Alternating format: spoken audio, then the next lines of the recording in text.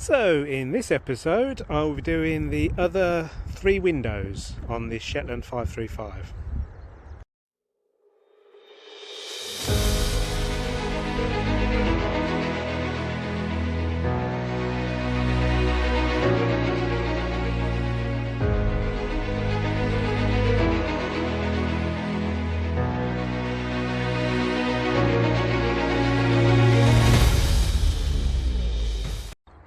Here's a little update on window number 2. It's been a lot quicker doing this one. I think I've got the technique a bit now for getting it in. So I laid this on first, as I did with the last one. Laid it round, cut it off again, made sure it overlapped a little bit, then sort of forced it in so it's a nice tight seal there. I've done it on top this time because I think it's a bit better for holding water and that sort of thing, but I don't know. So what I did was put this corner in first. The corners are the hardest on this window. I'm hoping the 2 front ones will be easier because they're more sort of squarish, but we'll see. But I basically fed it in this corner here first. I then fed it as best I could in along the bottom.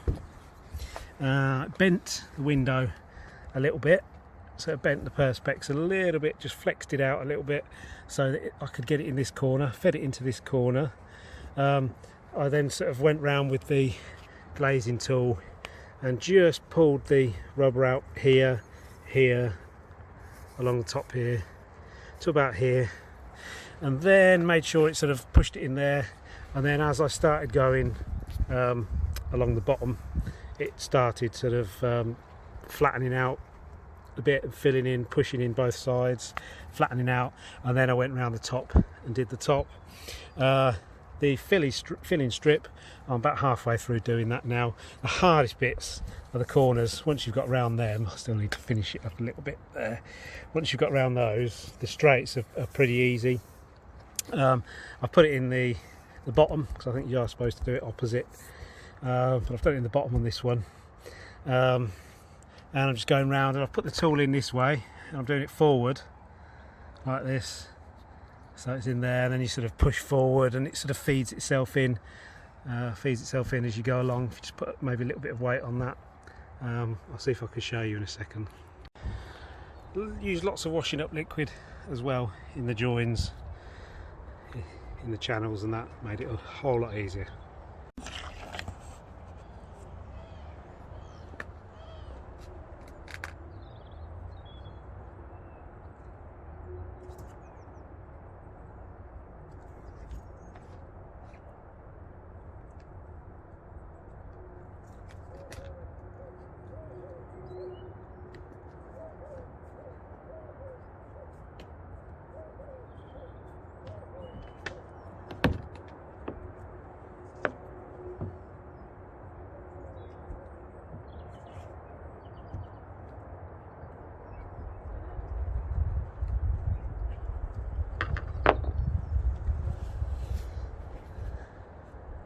And that's window number 2 done in less than half the time.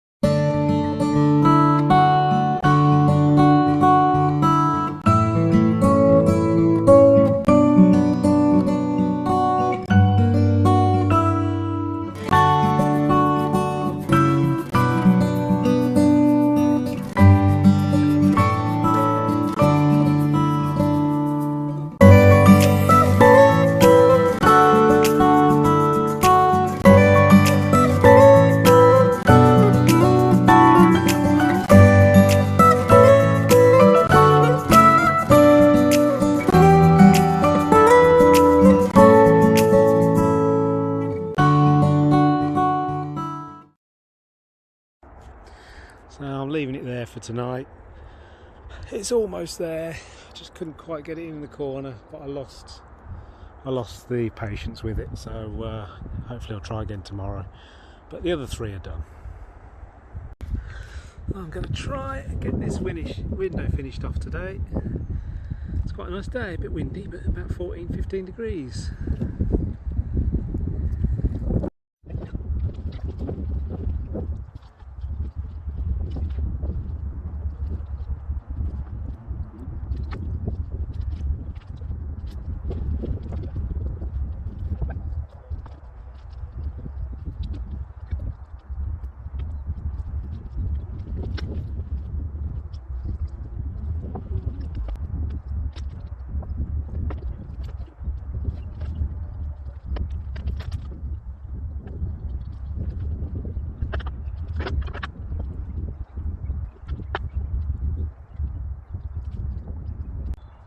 So I've thought this through over a milkshake, and I think I'm going to take the plastic window out and trim it because it's just too big. I could force that on there, but it's going to bulge and it's just not right. See that? Just not quite right. So I'm going to take a few mil off that side and see where we are. It's not right.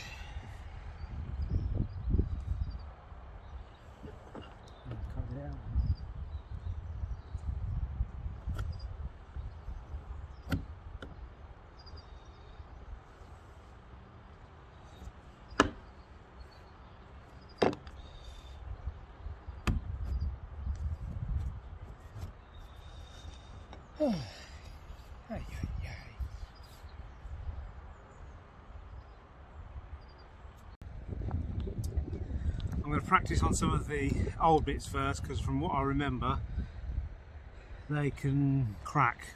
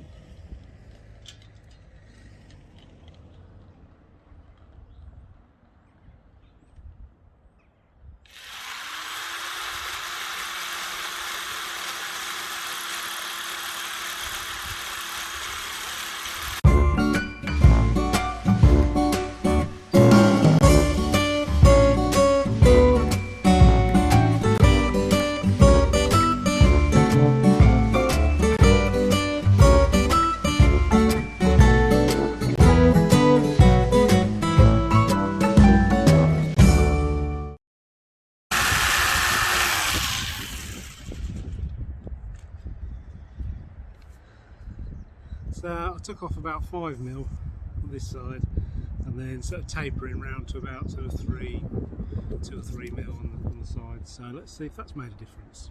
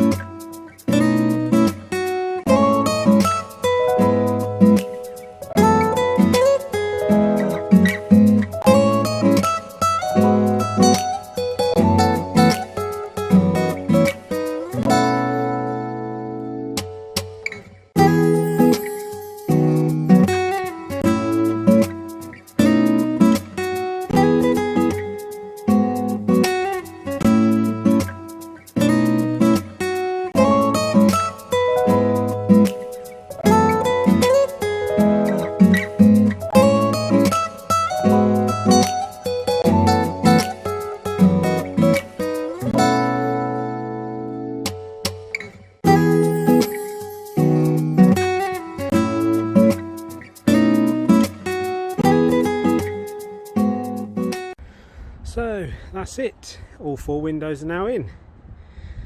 2 of them were pretty hard and 2 of them were fairly easy.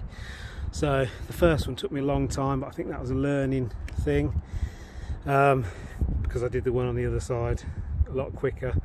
I think the key with these long ones is to slot it in lots and lots of fairy liquid to make it smooth, and slot it in this side first, then put it in the bottom there, put it in that side, give it a good push down, and then do the top. And I think the trick with the front ones, or at least it seemed on one of them, was to get this corner in first, because it seemed tighter. I don't know why, but as you saw from the video, I had an awful lot of trouble with this window, and in the end I had to cut off a little bit because it just wasn't fitted. It was obviously slightly different size to the aperture that it's going in, but we got there. So one of the other little tips I could give you is, when I found it easy when putting this the filler in, I'll just show you. You probably saw it in the video. If you put it in, let me get my hand free.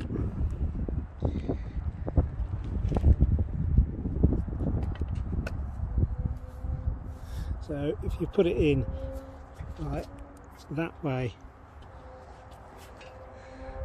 first in the frame, put this in like that along it, you see that, and then push it along that way.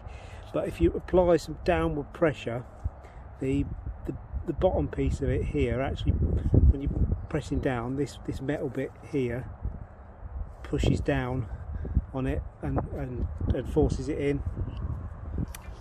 That seems to be the knack to it. So that's about it for the windows. I got, just in case anyone else is doing this, it was 12 metres I ordered of the rubber and the filler based on rough measurements. This is what I had left of the rubber, and this is what I had left of the filler, so that was pretty much spot on. I don't know if cause some Shetlands have slightly different shaped windows, they have a curve, like it curves like that rather than going down. I don't know if that's the same, but it's probably there or thereabouts. And here's a view of the windows from the inside. Just need a little bit of a clean and wipe a little bit of paint off. It obviously wasn't quite dry when I did it, but there we go. It's looking quite nice in here now, I must say. It's quite a lot brighter. When I've got the wood cut for the seats and that, it will be nice. And when I've cleaned the fiberglass stuff up, I think it'll be really nice actually. That's it for this video. Thanks for watching. If you liked it, hit the like button. I think it helps other people that like this kind of video find this sort of series, and subscribe if you want to be notified by of the other ones that I'll be doing.